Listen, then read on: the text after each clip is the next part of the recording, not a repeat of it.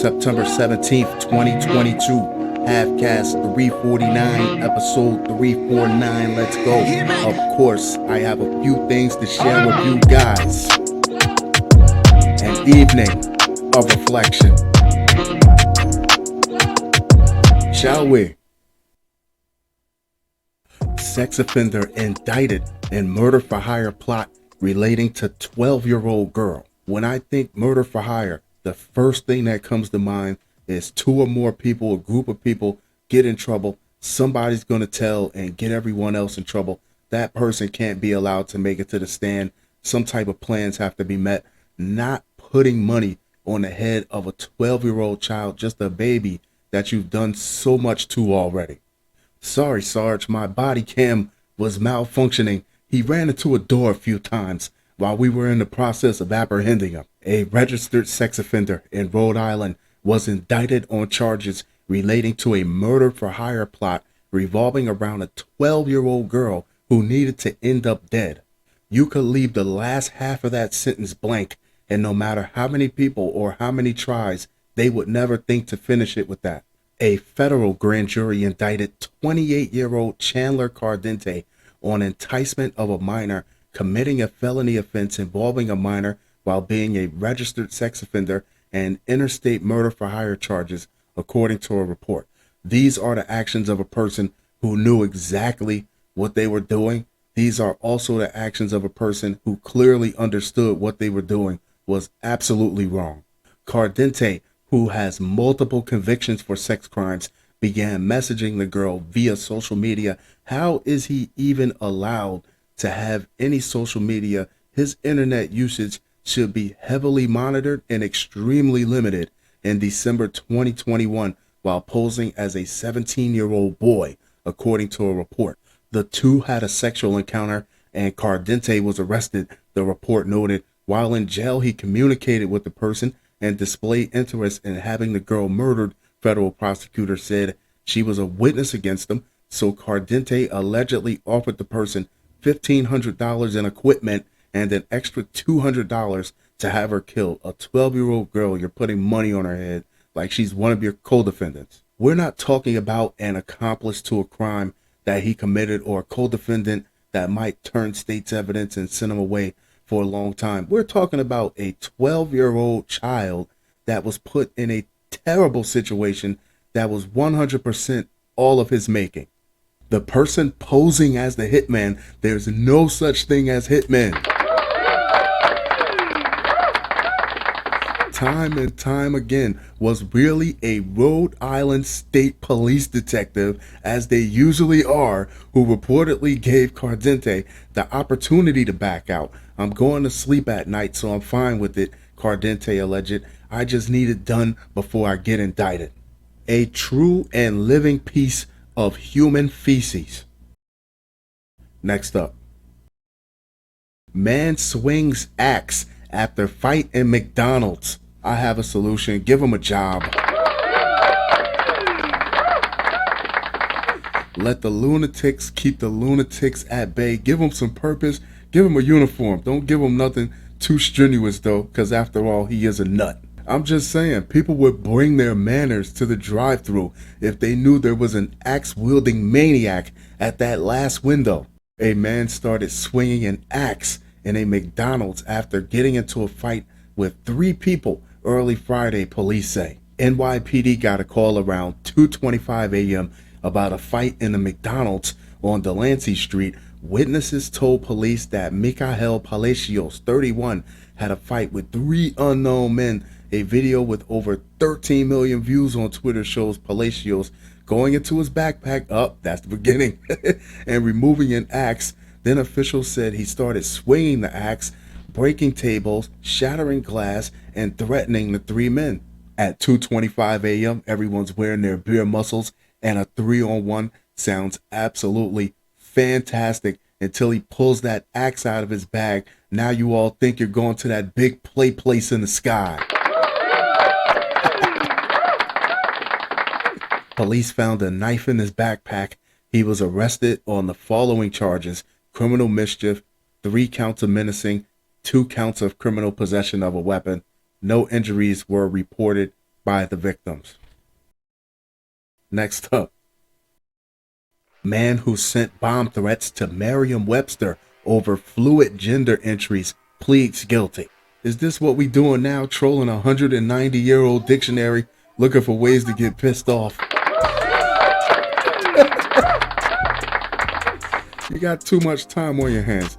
It's a sad state of affairs where someone can attach their feelings to a bomb threat or a threat of a mass shooting to get the desired effect because they know it has to be taken seriously. A disgruntled man upset about Merriam-Webster dictionary's update to their definitions of gender pronouns and adjectives to make them more fluid has pleaded guilty in a federal court to making bomb threats and for threatening to kill the company's employees in a mass shooting. The pronouns and the terminology is still fairly new to a lot of people. Allow some patience for people to try to get it right because they honestly don't want to offend anyone. Watch out for the people who don't want to get it right, who intentionally mean to offend people of different orientations. If we being real here, the dictionary companies are not the enemies because they are actually willing to make these adjustments to help people grasp a further understanding of how to use the proper terminology.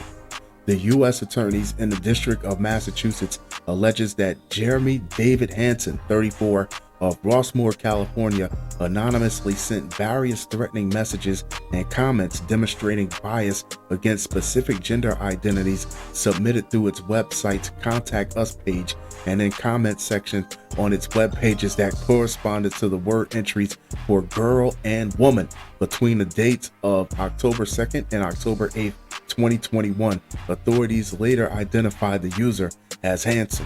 I'm sure there are a lot of people in these different communities that are excited to see these adjustments made to the dictionary terms because they are literally helping people write history, write the definition of history. But this guy here, man, he's the only one that seems up in arms about it, man. Have a Coke and a smile.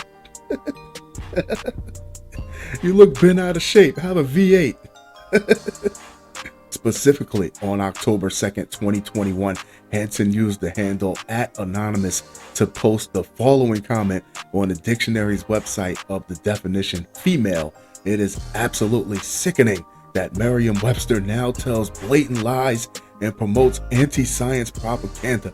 This publication, this dictionary has been around for 191 years, and here he comes just telling everybody it's unacceptable. Scrap it all. There is no such thing as gender identity. The imbecile who wrote this entry should be hunted down and shot, authorities said in a statement. Up until recent times, they could have quite possibly been using the same dictionary term for female from at least 100 years ago. Relax. You, sick headquarters, should be shot up and bombed. It is sickening that you have caved to the cultural Marxist anti-science agenda and altered the definition of female as part of the left's efforts to corrupt and degrade the English language and deny reality.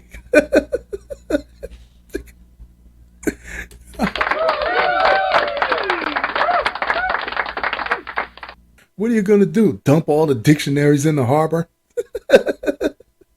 Wage a war on words? The second online threat that read in part, that's right, buddy, keep typing. It's all admissible as evidence. It would be poetic justice to have someone storm your offices and shoot up the place. A third threat was sent to Merriam-Webster as a comment on their website on October 8th, 2021, which read, "I am going to shoot up and bomb your offices for lying and creating fake definitions." The message said, "Boys aren't girls and girls aren't boys. I will assassinate your top editor." Following these specific and credible threats, Merriam-Webster closed its offices in Springfield, Massachusetts, as well as in New York City for 5 days. This is what I mean when I say people are throwing their tantrums and they're attaching their baggage to these bomb threats and these shooting threats because they know people have to pay attention to the threats. So if you have to pay attention to the threats, you have to listen to the bullshit that's attached to the threats. Hansen also admitted in court this week that he often selected the object of his threatening communications because of the gender identity, and or sexual orientation of various persons, said the U.S. Attorney's Office. Every member of our community has a right to live and exist authentically as themselves without fear. Hate-motivated threats of violence that infringe upon that right are not tolerated in Massachusetts in any capacity, said United States Attorney Rachel S. Rollins. This conviction represents my office's dedication to protecting targeted communities and bringing accountability and justice when those who aim to endanger act upon their hatred. Hansen pleaded guilty on Wednesday to one count of interstate communication of threatening communications to commit violence against the employees of Merriam-Webster, which carries a potential sentence of up to 5 years in prison, 3 years of supervised release, and a fine of $250,000, according to a statement released by U.S. Attorney's Office for the District of Massachusetts. Jeremy Hansen is now a convicted felon after admitting to making hate-fueled threats of violence related to the LGBTQ plus community, said Joseph R. Bonavolanta, special agent in charge of the FBI Boston Division. If you believe you are a victim or a witness to similar conduct, we encourage you to report it to the FBI so we can lock their asses up just like we did this idiot here. No. So we can hold the perpetrators behind these crimes accountable for their actions like we did in this case. Fun show. Fun show. Fun show. That being said, I'm going to wrap this one up, but I'll be sure to talk to you guys very, very soon. Adios.